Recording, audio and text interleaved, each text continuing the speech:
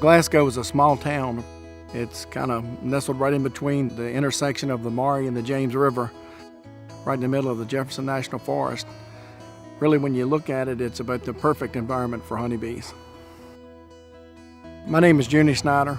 I've been keeping honeybees on site at Mohawk since April of 2016. We have 8 hives on site. They're doing very well. We had our first honey harvest this year. Overall, the honeybees are very healthy.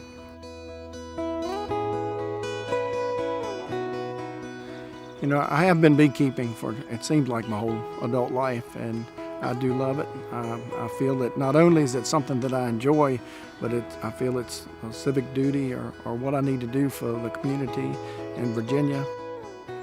I don't know, it's become just second nature to me to be messing with bees every weekend, or in the afternoons really quick. And I really enjoy doing it for Mohawk, and I appreciate that they gave me the opportunity to do that, and I've had a lot of fun doing so.